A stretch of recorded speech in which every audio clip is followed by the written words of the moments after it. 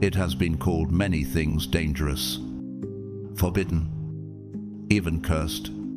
For centuries, it lay in silence, hidden from human eyes, yet its very existence could rewrite everything you know about the beginning of time. I'm talking about the Book of Jubilees, not a mere manuscript, but a witness, a storyteller, and perhaps an accuser. Long before the Dead Sea Scrolls whispered their secrets, before church councils decided what truths you were allowed to see, this book was already there, holding a version of creation where angels walked the earth, where humanity's fate was mapped in a divine calendar, and where nothing happened by accident. But the world wasn't ready for it. Its pages held revelations so dangerous. They were locked away for centuries. What if Eden's story was never complete? What if the fall of man wasn't just about temptation, but about celestial rebellion, forbidden unions, and knowledge that birthed both heroes and monsters? If this is true, then the history we've been taught is only the surface of a much deeper, darker reality. If you believe some truths are worth uncovering, no matter how long they've been buried, type 777 inches. The comments, let it be your mark of agreement, is your silent oath that you choose truth over silence. And to every single person who supports this journey through a like, a share, or a super thanks, you're helping breathe life back into a story they tried to erase. So, shall we open it? Once we turn the first page of the Book of Jubilees, there's no unseeing what's inside. Take a deep breath. The truth has been waiting, and it's time to meet it. The Book of Jubilees. Why was it hidden from you? The truth will shock you. Hidden in the forgotten vaults of time, there lies an ancient manuscript whose very presence unsettles the foundations of faith as we know it, the Book of Jubilees. This is not a mere supplement to Scripture, but a text that reframes the very beginning of mankind's story. It challenges the comfortable boundaries of traditional belief, daring to reveal a version of creation that is more exact, more structured, and perhaps more dangerous than anything preserved in the familiar pages of Genesis. For centuries, this sacred document was not simply neglected, it was deliberately concealed. Its voice was muted, its message sealed away by those who feared what it might unleash. Why would spiritual leaders, even in the early Christian church, turn away from a book that spoke of God? What was it about its contents that was so threatening that it could not be allowed to circulate freely? Could it be that the very clarity of its revelations was a double-edged sword, cutting through human interpretations to expose a truth too piercing to handle? The difference between Genesis and Jubilees is not subtle, it is monumental. Where Genesis offers glimpses of creation through poetic mystery, the Book of Jubilees unfolds the narrative with almost surgical precision. It does not leave the shaping of the world shrouded in half-light. Instead, it maps out the events with an unyielding order, as if dictated directly from the throne of heaven. And central to this vision is something astonishing, a divine calendar. A perfect chronological structure divided into 49-year cycles known as Jubilees. Thank you for watching. These divine cycles are not merely a record of events, they are a prophecy of the world's unfolding and development. From the dawn of creation to the very end of time. Within them, every act, every shift in the course of nations, every joy and every calamity falls exactly where it was destined to occur. Nothing drifts outside the pattern. It is the fulfillment of the ancient declaration, for everything there is a season, and a time for every matter under heaven, Ecclesiastes 3:1. Imagine if the story of the world from its first sunrise to its final breath had already been charted on this heavenly timetable. Where would you stand in that grand design? Could it be that the very moments you thought were random were, in truth, woven into a tapestry designed before time began? But here lies the turning point, the detail that changes everything, where Genesis leaves the reader staring into the mist, clutching unanswered questions. The Book of Jubilees steps forward with answers, bold, unsettling answers. It parts the veil and reveals the deeper, hidden truths behind the creation of mankind and the involvement of the divine beings who shaped it. In the familiar pages of Genesis, we hear God's voice declare, "Let us make man in our image, after our likeness."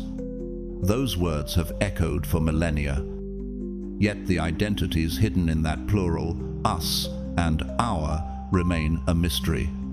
Who stood beside the Creator in that moment of holy Genesis? Who shared in the divine act of shaping humanity from the dust?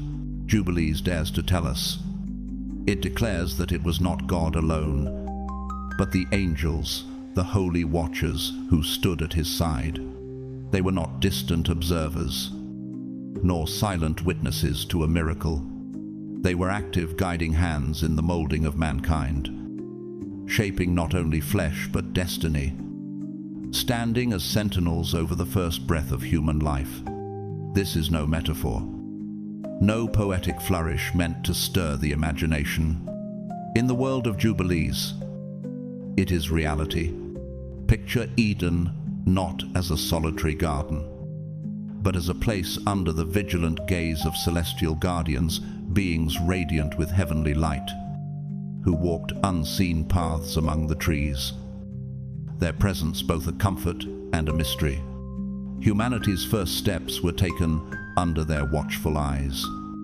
If this is true, it transforms everything we thought we knew about our origins. Are we merely the handiwork of the Almighty? Or are we also the crafted work of heavenly beings who played a role in our destiny?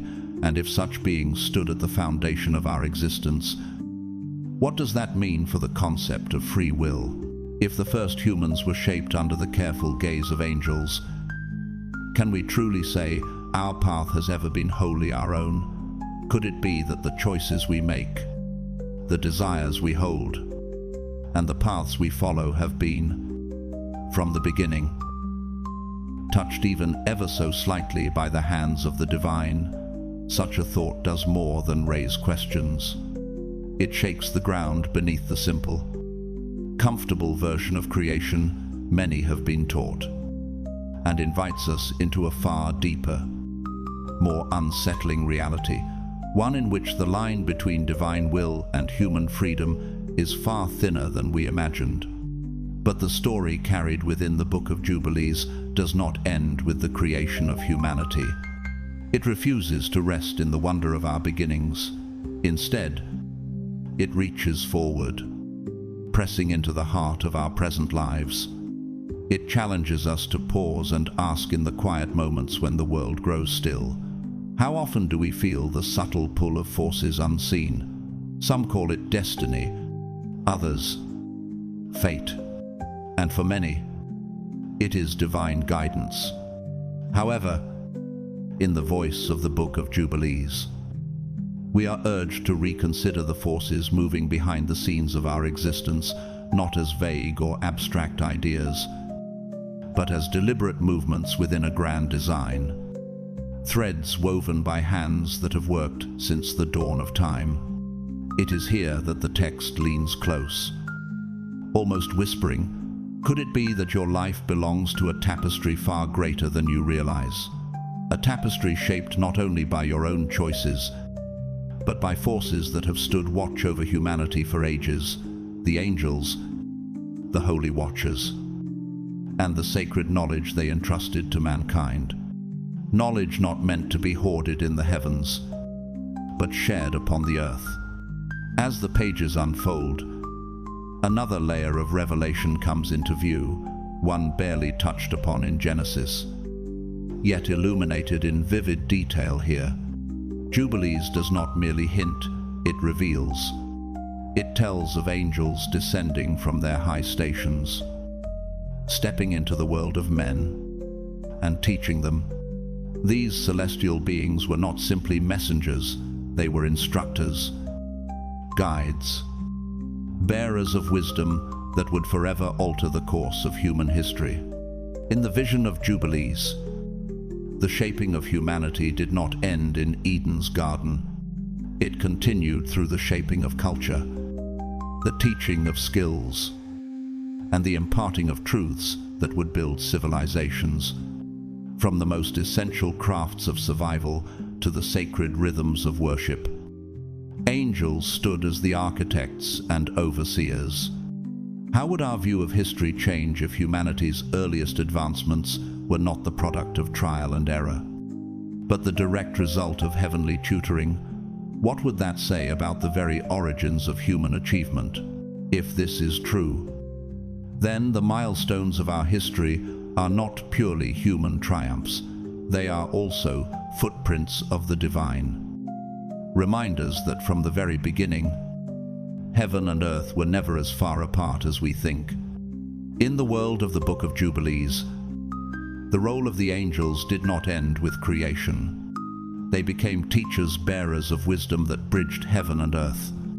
They unveiled to humanity the secrets of the stars, showing how the constellations marked the seasons and how the heavens moved according to a divine order. They taught the sacred art of sacrifice, not as empty ritual, but as a way of purifying the soul and restoring the bond between mankind and its Creator.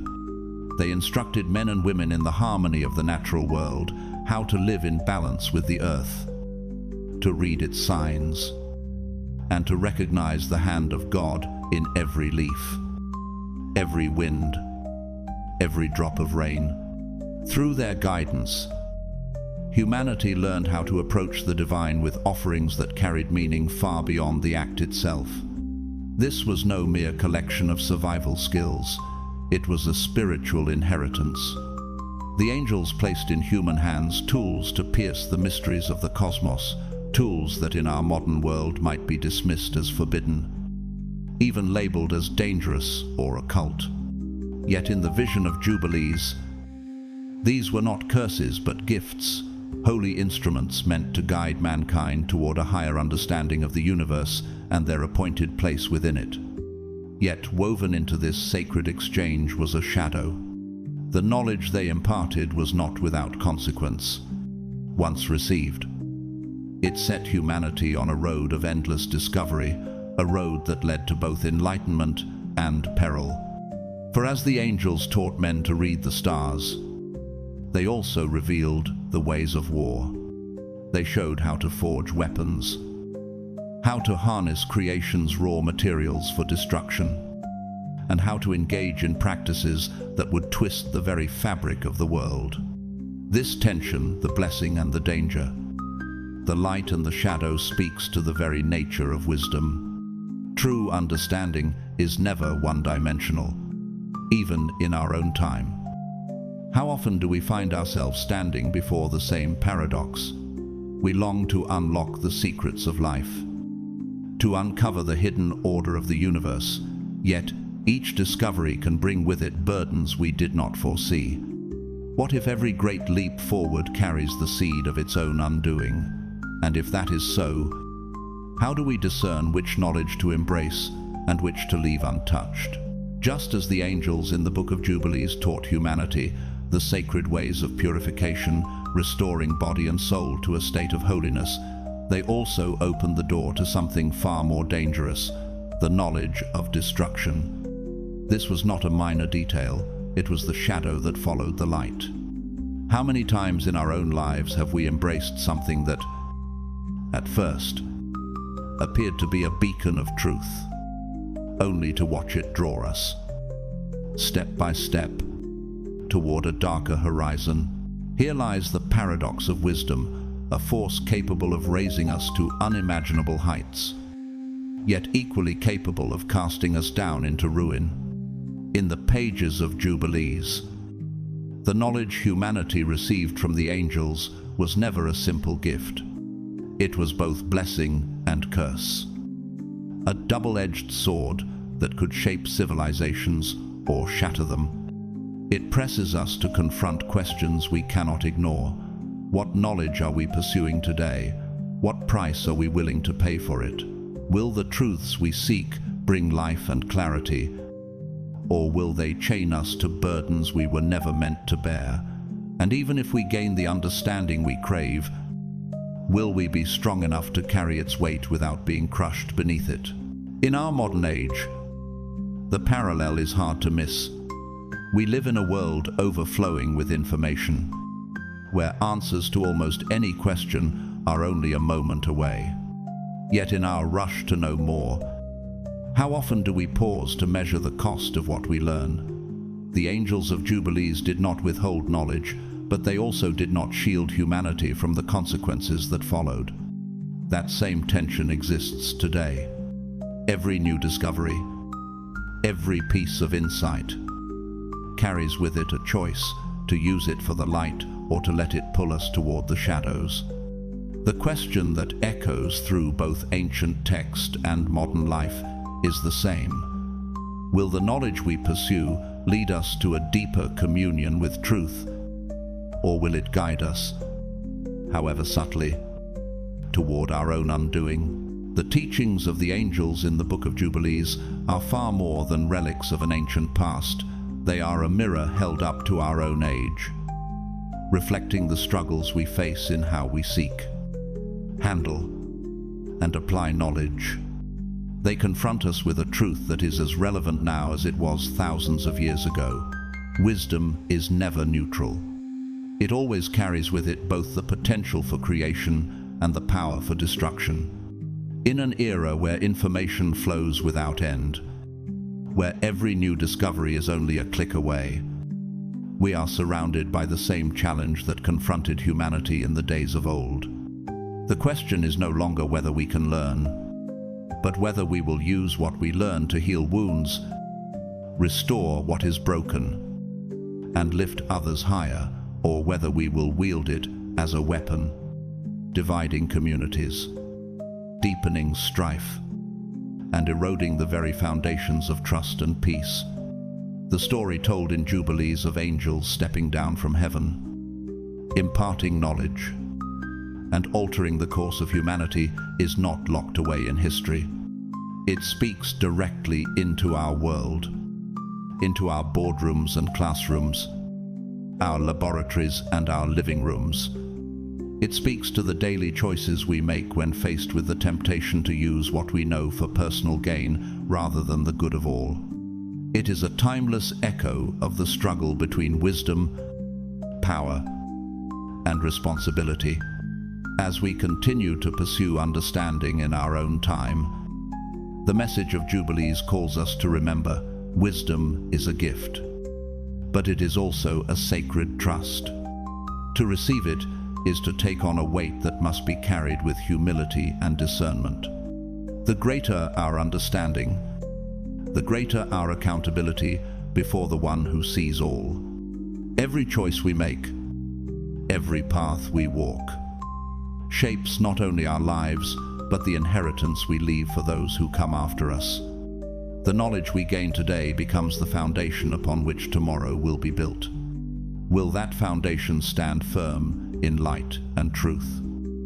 Or will it crack beneath the pressure of selfish ambition? Let the angels of Jubilees be more than distant figures from an ancient text. Let them be guides who teach us not only to read the stars and measure the heavens, but to understand the chambers of our own hearts. For, in the end, the grand story of creation is not only about the universe that surrounds us, it is also about the choices we make, the truths we honor, and the people we become. In the world of the Book of Jubilees, the serpent in Eden is unmasked from the very beginning. It is Mastema, a fallen uncle, the embodiment of rebellion itself. From the start, this changes everything about the story we think we know. No longer is the serpent a mere creature slithering through the garden. He is a celestial adversary, a being whose very purpose is to stand against the work of the Creator. The story of the serpent in Genesis has always been one of the most pivotal moments in human history, the moment of temptation, of sin, of the loss of innocence. Yet knowing that the serpent was Mastema casts this moment in a far darker light. In Genesis, we see only a cunning voice coaxing Eve toward the forbidden fruit. In Jubilees, we see the willful interference of a rebellious angel, moving with intent to shatter the harmony of creation. Mastema, in the world of Jubilees, is the embodiment of defiance, the instigator of chaos. He is not merely the voice that tempts Eve to taste the fruit. He is the power that pushes her to doubt the goodness of God's plan. His presence turns a single act of disobedience into the opening move of a cosmic rebellion. His role in the fall of mankind is not a minor detail. It reshapes the entire narrative. This was not simply a moment of human weakness, nor an impulsive choice made in ignorance. It was the direct influence of a fallen angel, a calculated act meant to pull humanity into the same revolt that once ignited in the heavens. If this is true, then Eden was not merely the scene of humanity's first mistake. It was the first battlefield of a war that still rages today. And if Mastema's hand was behind the first temptation, can we say with certainty that our own struggles with sin are any less part of that same ancient conflict? Consider how differently the story of the fall reads when we recognize that the serpent in Eden was not merely an animal, but Mastema, a being of staggering power, once part of the divine order, now turned violently against it. With this revelation, the familiar tale shifts in weight and tone. It is no longer a simple account of human frailty. It becomes the opening scene in a cosmic confrontation between the forces of light and the powers of darkness. A clash involving beings far greater and more ancient than humanity itself. In this light, our first sin cannot be seen as a matter of curiosity or careless disobedience alone. Humanity was not simply lured into wrongdoing by its own restless desires. It was being deliberately pushed, maneuvered, and influenced by a fallen angel with an agenda rooted in rebellion. Mastema's presence in Eden was not a background detail. It was the driving force that set the fall into motion. His role carries profound significance because it reframes temptation itself. In this telling, temptation is not only a battle within, it is an assault from without. An attack launched by powers we cannot see, but whose influence we can feel. And this understanding forces us to reconsider the nature of our own struggles.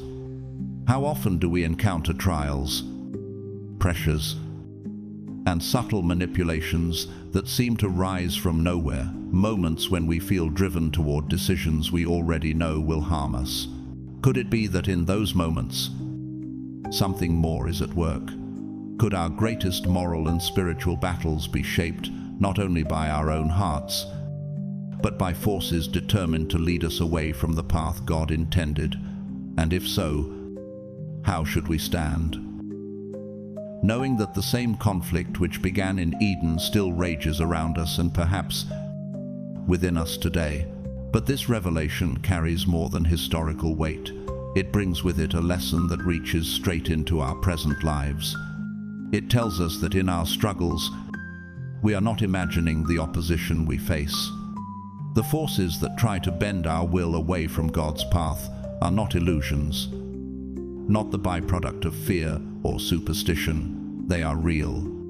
They have power, and they are still at work. Yet this same truth also calls to mind something even greater, the power we carry within ourselves to resist. Eve's story, even in the shadow of her choice, contains a truth often overlooked. She was not without the ability to refuse Mastema's influence. And if she had that choice, so do we. The same Creator who formed her gave us the will to stand. even when every whisper and shadow seems to pull us toward the edge. We will face struggles. We will hear the soft, persistent voice of doubt. We will feel the pull of compromise and the lure of disobedience. But the presence of temptation is not the same as defeat. The moment we choose to stand firm, to align ourselves with what is right, we declare that the darkness does not have the final say over our lives. Seeing Mastema for who he truly is, the serpent of Eden, the fallen angel forces us to acknowledge the deeper reality of spiritual warfare. This is not a distant myth or an ancient battle locked in the pages of history. It is happening now. It is happening in the choices we make, in the thoughts we entertain, in the quiet crossroads of every single day. And just as Eve stood in the garden with the weight of that choice before her, so do we stand now. The forces that seek to turn us away from the light are still moving, still speaking, still scheming. The question is not whether they will tempt us. The question is whether we will recognize their voice and choose again and again to walk in the light. The story of the flood in Genesis stands as one of the most sobering and awe-inspiring moments in all of Scripture, a divine judgment that swept across the earth, washing away an age steeped in wickedness. It is remembered as a cleansing, a total reset of creation. Yet, in the Book of Jubilees, the reason for this cataclysm is revealed with piercing clarity. At its heart lies the corruption of humanity, a corruption planted by the Watchers, the angels who descended from their stations in heaven and broke the boundaries set by God. These were no ordinary angels. They were sent to guard mankind. Yet instead, they poured into human ears the very knowledge that had been forbidden. This was not harmless information, but the dangerous treasures of heaven itself, secrets never meant to be entrusted to mortals. The Watchers in Jubilees begin their story not as enemies, but as guardians. God appointed them to watch over humanity, to shield it from the powers that sought its ruin. But in a moment of rebellion, they abandoned their holy duty. Instead of protecting humanity, they chose to instruct it in the forbidden mysteries of the heavens, revealing how to forge weapons of war, to wield the arts of magic, and to practice sorcery and other secret crafts that had been sealed away since the dawn of creation.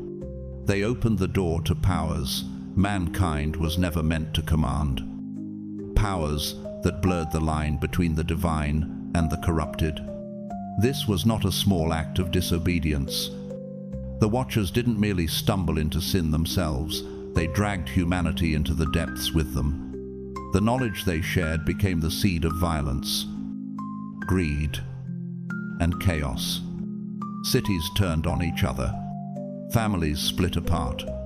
Bloodshed stained the earth. What had been given as a reflection of heaven's wisdom was twisted into instruments of ruin. It was this chain of corruption that set the stage for the flood. The world was not simply guilty of moral failings. It had been infected with a spiritual sickness so deep that only a complete cleansing could restore it. And so, the waters came not merely as punishment, but as a purification, sweeping away the evil the Watchers had sown. Yet the story of the Watchers remains a haunting reminder for every generation. The knowledge they offered was not evil in itself, but without the anchor of righteousness. It became a weapon in the hands of the corrupt. That truth still echoes today. It is not enough to know. We must also discern how to use what we know, lest the very thing we seek become the cause of our undoing. Just as the Watchers once used their divine knowledge to twist and corrupt the earth, we too, in our own time, hold in our hands the power to misuse the knowledge entrusted to us.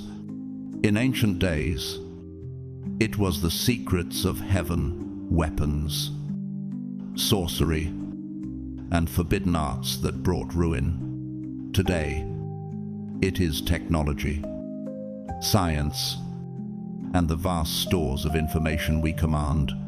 These are powerful gifts, capable of great good, but in the absence of righteousness and discernment, they can become instruments of destruction just as surely as the knowledge of the watchers did.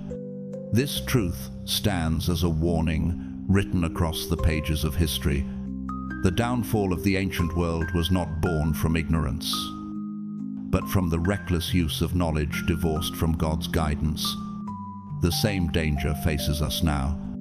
In an age where information flows faster than thought, where our inventions outpace our moral wisdom, we must confront the same questions the people of Noah's day failed to ask. Are we using what we know to heal, to protect, to build or to divide, to exploit, and to destroy? Are our discoveries guided by wisdom, or are we simply pursuing power for its own sake? The lesson of the Watchers is painfully clear. Just as their gift of knowledge led to the flood, the cleansing of a corrupted earth, so too can our own advancements, if misused, lead to a collapse of the world we know.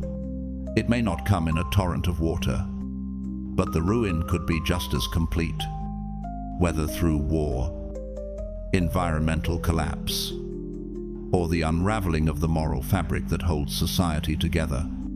And yet, within this story, there is a thread of hope.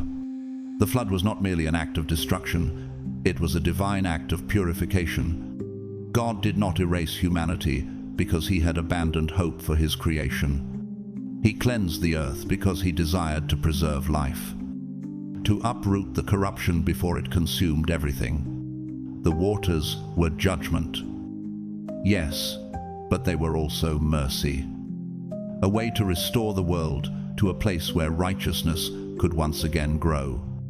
The flood was not only an ending, it was a second chance, and a moment when the slate of the earth was wiped clean so that life could begin again.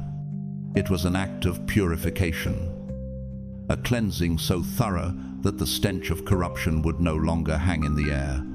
Through the rising waters, God carved out the space for a new beginning, so that righteousness could once again take root in the soil of the world. This is the enduring message of hope within the story of the flood, even when judgment comes. Renewal is still possible. Even when destruction sweeps across the landscape, there is room for redemption. The same God who allowed the waters to rise also allowed them to recede, giving humanity a new dawn after the longest night. When we look at our world today, we cannot ignore the parallels. We see a planet groaning under the weight of its own choices, division tearing communities apart, violence staining the streets, corruption worming its way into every level of power. These are not distant echoes of a forgotten age. They are the same forces that once filled the earth before the floodwaters came. And yet, just as the flood washed away the evil of the ancient world, the possibility of purification still remains for us. The question is whether we will take that chance. The key lies in how we choose to use the knowledge and power we hold. Will we wield them to build, to heal, and to restore? Or will we allow them to become the same tools of destruction that the Watchers once placed into human hands? The decision is ours, but the consequences will shape the world we leave behind. The Watcher's story is not trapped in the past.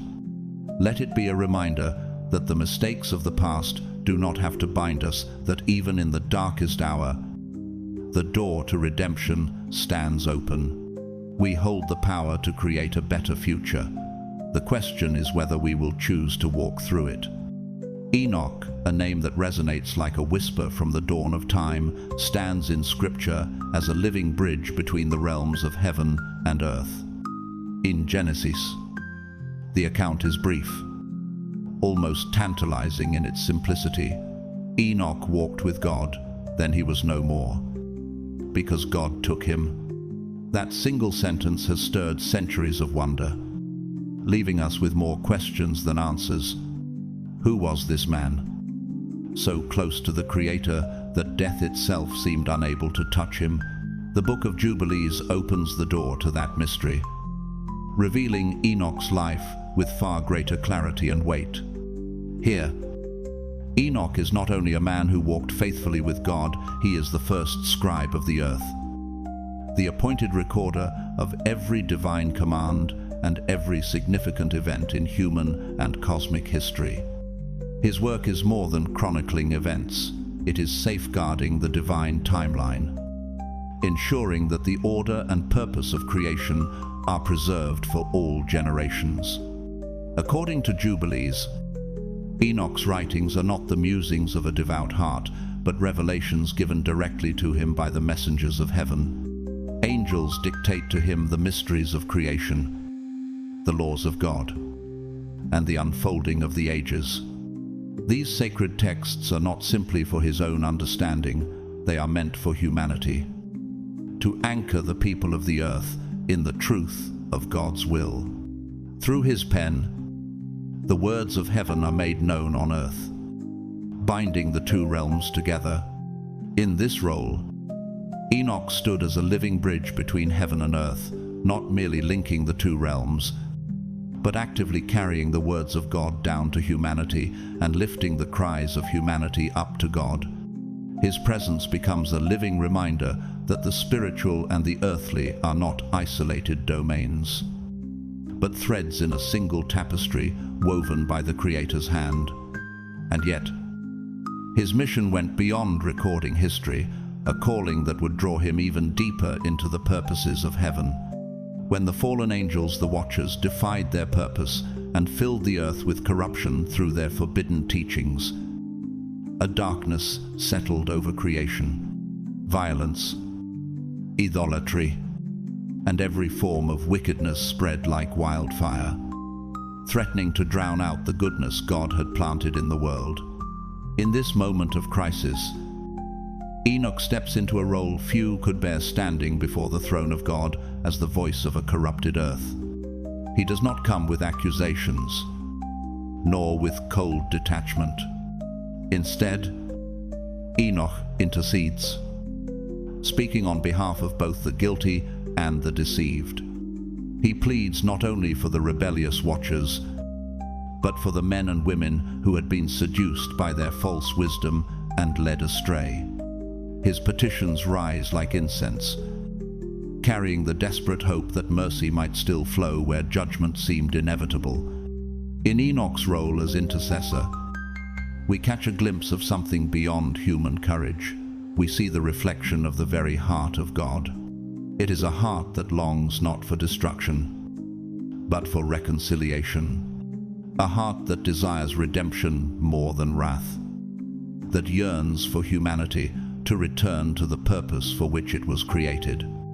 Enoch becomes the living testimony that even when sin has run rampant, there can still be a mediator who stands in the gap. And his story is not merely an ancient record, it speaks directly into our present. In our own time, how often do we feel the pull between two realms?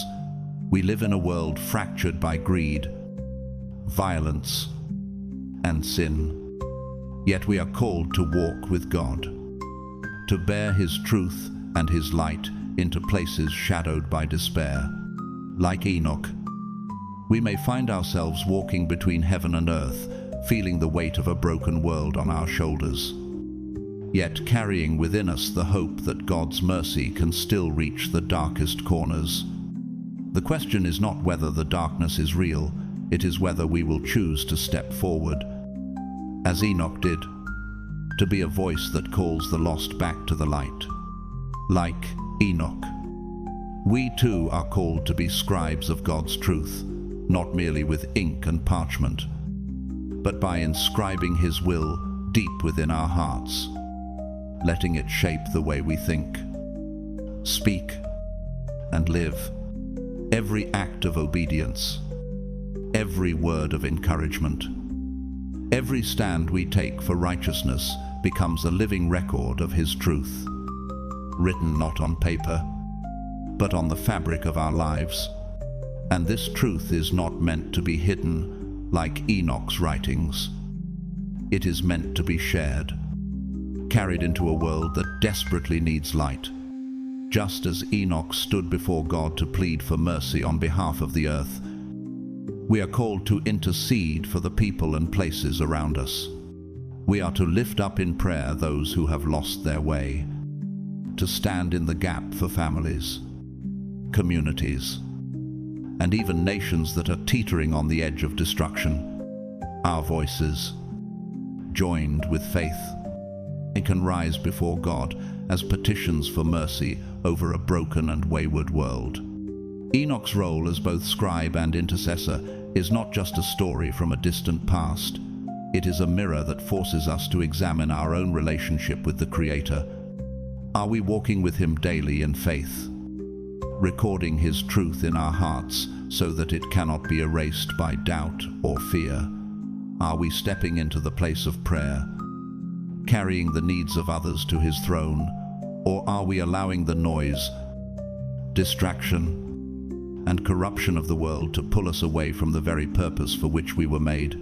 His life reminds us that we are not called to drift through existence, but to live with intention. We are meant to be voices of truth when lies surround us, vessels of mercy when the world demands vengeance, and living bridges that connect the divine will of heaven with the broken needs of earth. Like Enoch, our calling is higher than we often realize, and the choice to walk in it belongs to us. The story of the flood remains one of the most profound, sobering, and awe-inspiring accounts in all of Scripture. It is a narrative etched into human memory as a moment when the Creator's patience reached its breaking point, a time of judgment, of destruction, and ultimately of purification. Yet, when we look deeper into the ancient record of the Book of Jubilees, the cause of the flood is revealed with sharper clarity. It was not merely the collective wickedness of mankind that summoned the waters of judgment, but the deliberate, treacherous actions of the watchers, the fallen angels, who descended from their appointed posts and spread forbidden knowledge among men. The watchers were not created as enemies. They were sent by God with a sacred task to watch over the earth, to guide humanity in righteousness, and to protect them from the forces that sought to corrupt them. For a time, they held their place in the divine order, but pride, desire, and rebellion took root, and they abandoned their heavenly commission. Instead of guarding mankind, they set out to remake humanity in their own corrupted image. These angels descended to earth, crossing the boundary between the eternal and the mortal, and with them came secrets from heaven, knowledge never meant to be placed in human hands without restraint. They taught men how to forge weapons, not for defense, but for conquest and bloodshed. They revealed the arts of sorcery and magic, opening doors to spiritual forces that would enslave rather than free. They instructed in dark rituals that twisted the worship of God into something unrecognizable, something that would lead humanity further from life and closer to ruin. The Watchers did not simply fall from grace themselves, they pulled humanity down with them. Their wisdom, which in its purest form was meant to reflect the glory of the Creator, became a weapon of destruction in the hands of the corrupt. The earth was soon saturated with violence, injustice, and idolatry. Every corner of creation bore the stain of their influence. The flood was God's response to this infection, not the reaction of a temperamental ruler, but the decisive act of a holy judge who could not allow such corruption to consume the earth unchecked. It was a sweeping judgment, a cleansing meant to wash away not only the sin of mankind, but the deep and lingering stain left by the Watchers' rebellion. The waters rose to erase the works of destruction, to purge the earth of the knowledge that had been twisted into a curse. And yet, even in the midst of judgment, there was mercy. God's justice was tempered by his desire to preserve life. Noah and his family were spared not because they were perfect, but because they found favor in the eyes of the Lord. Through them, God planted the seeds of renewal, granting humanity a second chance to rebuild, to restore, and to walk once more in harmony with their Creator. The flood was more than a catastrophe. It was a divine cleansing, a reset of the world so that humanity could begin again, free from the corrupting influence of the watchers and the sin they had spread like poison across the earth. It was a second chance, an act of both judgment and mercy, giving mankind an opportunity to walk in the way of righteousness without the chains of deception and rebellion that had bound the generations before. This account is a sobering reminder of the power that knowledge holds. Knowledge, in its pure form, is a gift from God, a light to guide, a tool to build, a means to understand his creation. But when that light is twisted, when truth is turned into a weapon, when wisdom is used to manipulate and destroy, it becomes an instrument of corruption. The same knowledge that can heal can also wound. The same insight that can bring peace can ignite war. The Watchers stand as the ancient example of this truth. They took what was meant to be sacred and used it to lead humanity away from God's truth. In doing so, they reshaped the earth into a place of chaos, violence, and idolatry, and their story serves as a mirror for our own time. We too have been entrusted with powerful gifts, technology that can connect the world, science that can cure disease, wisdom that can solve the most complex of problems. Yet these gifts, like those of the Watchers, are not inherently safe. They must be governed by righteousness, anchored in God's will, or they too will become the seeds of our own destruction. The flood stands as a warning that God will not allow corruption to grow unchecked forever. His patience is great, but it is not limitless. There will come a day of reckoning, a time when the world will once again be purified, when what is wicked will be swept away, and only what is righteous will remain. We live in an age where information is everywhere, where knowledge is abundant beyond measure.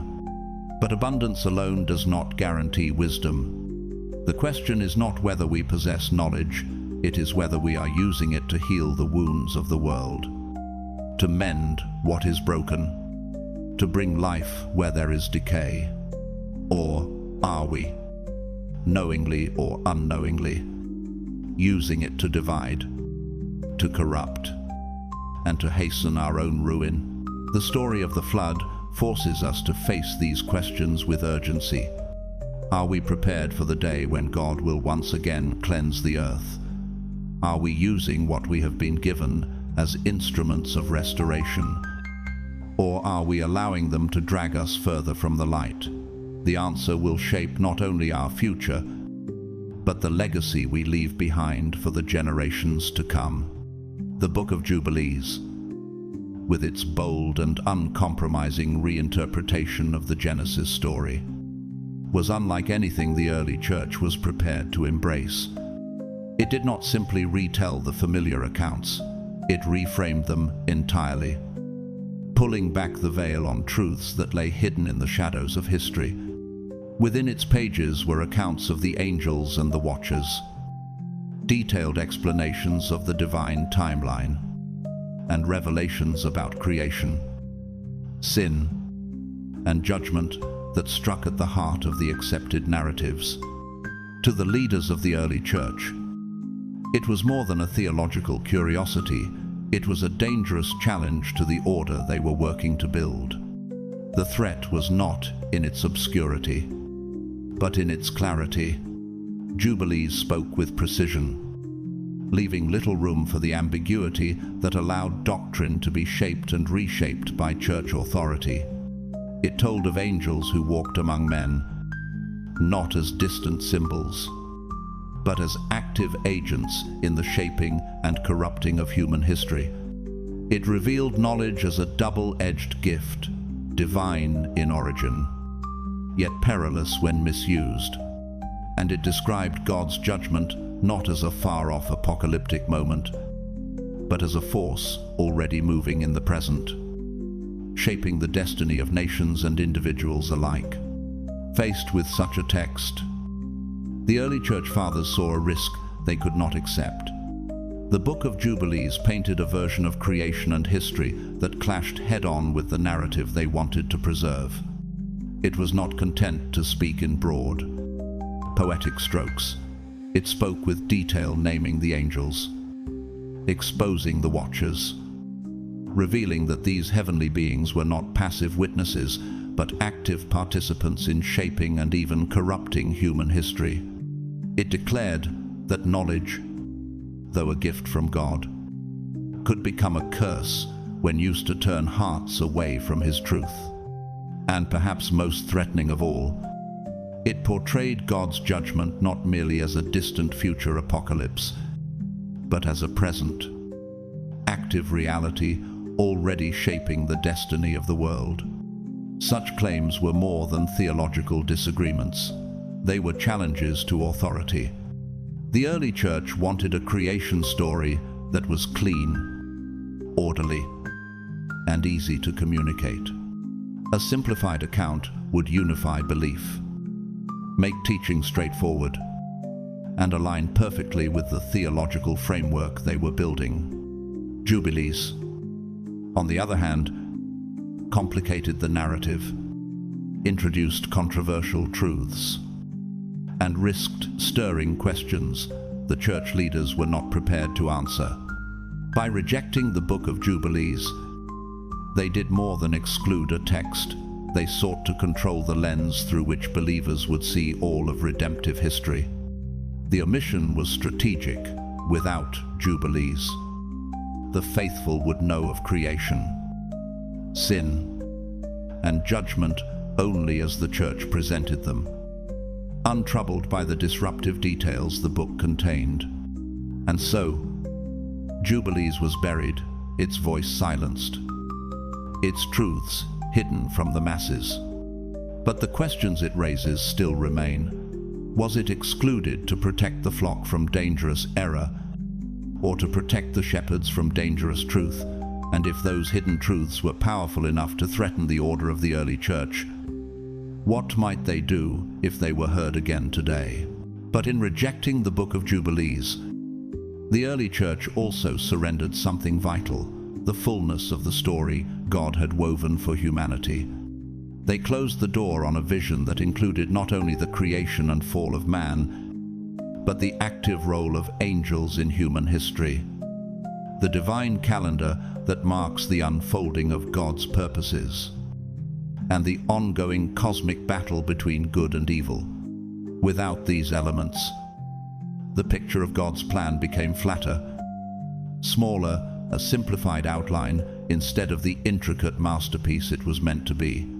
This act of exclusion stands as a stark reminder of the dangers inherent in controlling truth. When we try to compress God's word into neat, manageable boxes that fit our preferences, our comfort, or our institutions, we risk losing the very depth and richness that makes His plan so breathtaking. God's truth has never been tame. It is not always easy to grasp, and it is rarely comfortable, but its challenge is part of its power.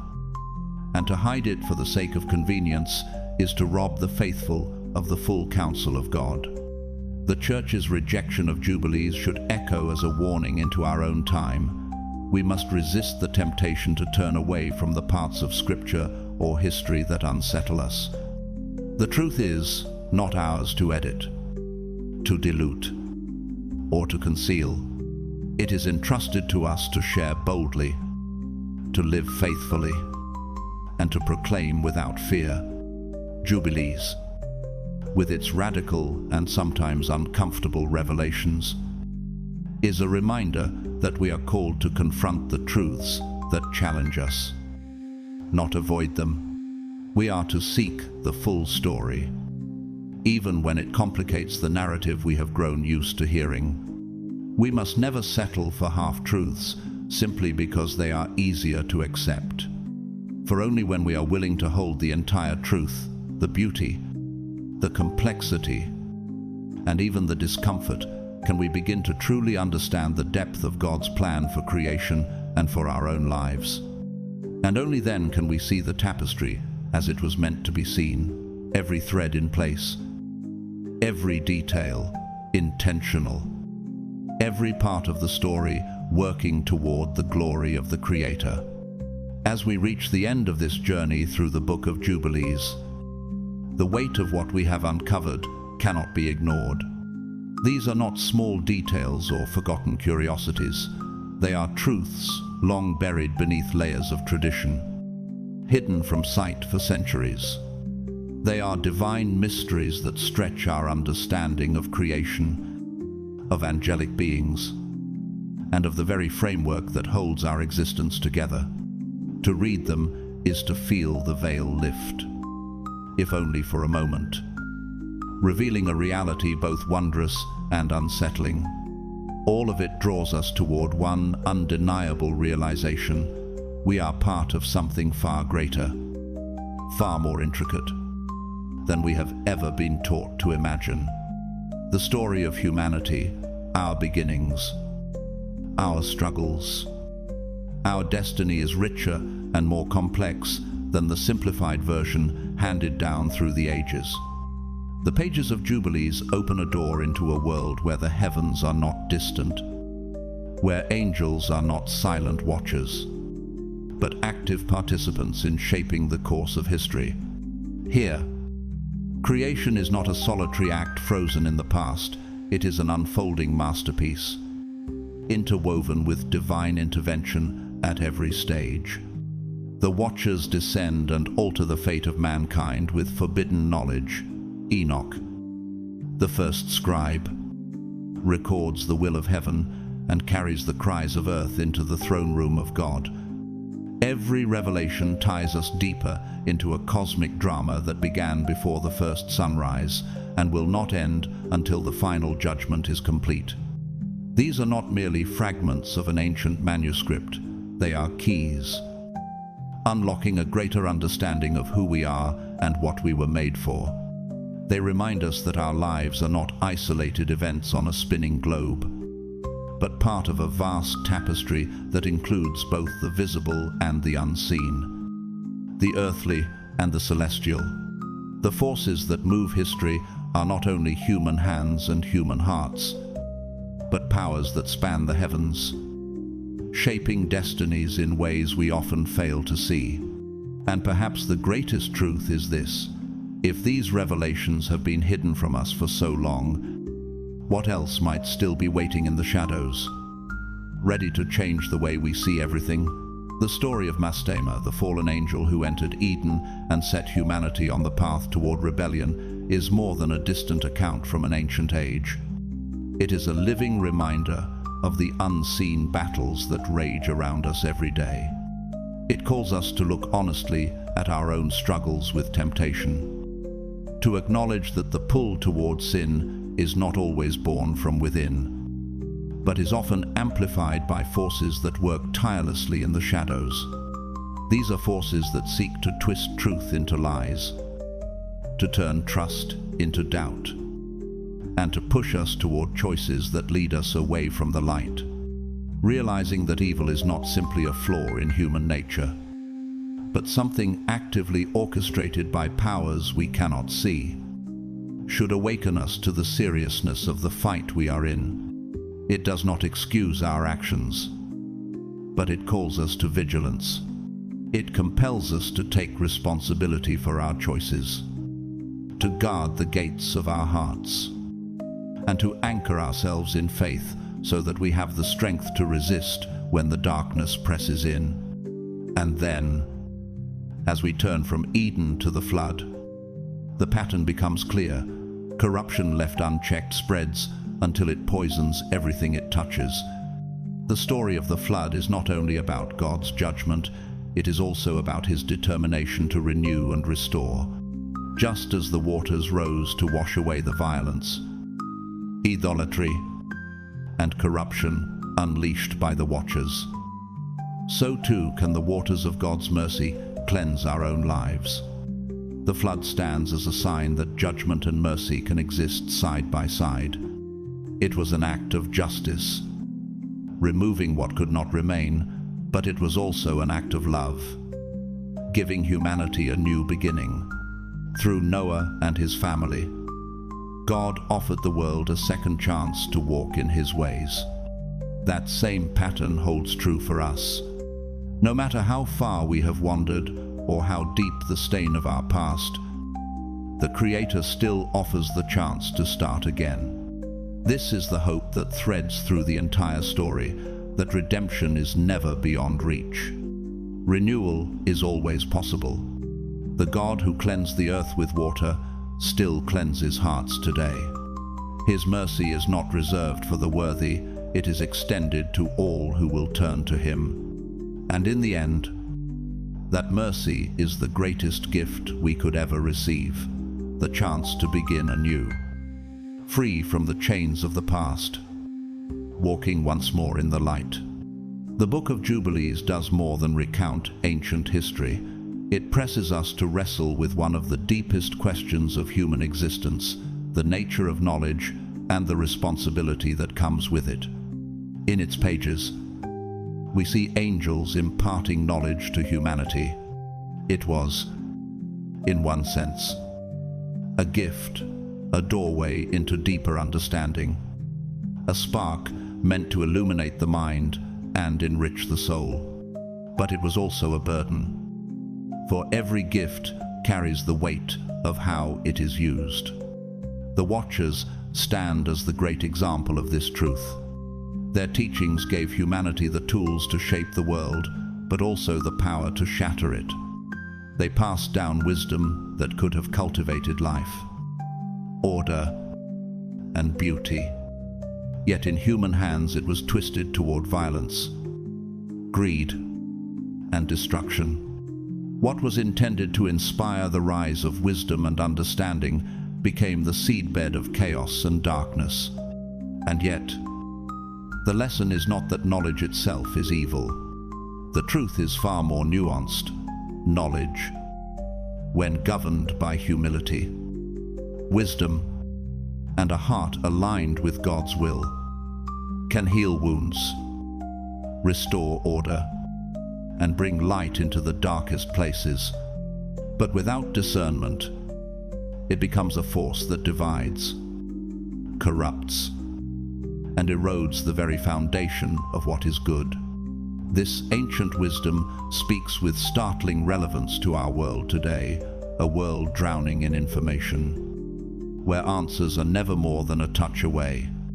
The question we must ask is not whether we have knowledge, but whether we are using it as a tool for healing and restoration, or as a weapon that deepens the fractures in our world. Are our discoveries bringing people together, or driving them further apart? Are our advancements serving God's purposes, or our own ambitions? The lesson from Jubilees is unmistakable. Approach knowledge with reverence. Let it be tempered by humility, shaped by wisdom, and guided always by a desire to honor the Creator. For without that anchor, even the brightest insight can lead us astray. And so, as we come to the close of this exploration, we are left with a truth both humbling and thrilling. We are part of a story that began before the first sunrise and will continue beyond the horizon of history, a story that stretches into the heavens and beats with the heart of God Himself. The Book of Jubilees invites us to go beyond the surface, to lift the veil, and to see that the divine plan is deeper, richer, and far greater than our eyes alone can comprehend. Every day, whether we realize it or not, we walk within that plan. We are surrounded by forces seen and unseen, shaped by events both ordinary and eternal.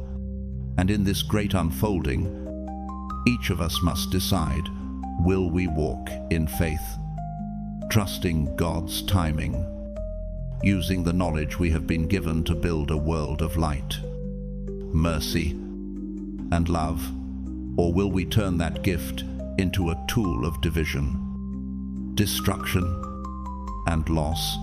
The choice, as it has always been, is ours, but the impact will echo far beyond our own lifetimes. Through the pages of the Book of Jubilees, we have walked alongside angels and watchers, stood in the courts of heaven with Enoch, witnessed the rise and fall of humanity, and felt the weight of a divine timeline that stretches from the first dawn to the last day. These were not just ancient stories locked in the past, they were mirrors, showing us who we are, what we face, and what we are called to become. For me, the greatest lesson from this journey is this: truth is rarely simple, and God's plan is never shallow. It is layered, intricate, and at times uncomfortable, but it is always alive with purpose. And just as the Watcher's misuse of knowledge led to corruption, our own choices with the gifts we've been given will shape the future we leave behind. Every word we speak, every decision we make, every truth we either stand for or stay silent about, they all ripple outward into eternity. We live in an age flooded with information, where voices shout for our attention and truth is often buried beneath noise. And I believe, just as Jubilees was hidden for centuries, many of God's deeper truths are still waiting for us to seek them out, not with pride, but with humility, not to control, but to live by. So I ask you, not as a distant narrator, but as someone walking this road beside you, will you choose to live awake? Will you dare to seek the whole truth of God's word? Even when it challenges what you've always believed, will you use the knowledge in your hands to heal, to build, and to bring light where there is darkness? If this journey through Jubilees has stirred something in you, if it has opened your eyes, challenged your thinking, or deepened your faith, then don't let it end here. Let's keep uncovering the truths that matter. Show your support by liking this video, sharing it so others can join the conversation, and subscribing so you won't miss what's coming next. Click the bell so you'll be notified when we dive even deeper into the mysteries of Scripture. And leave a comment below, maybe 777, as a sign that you're ready to walk in God's light and stand for His truth. Thank you for being here, for giving your time and heart to this exploration.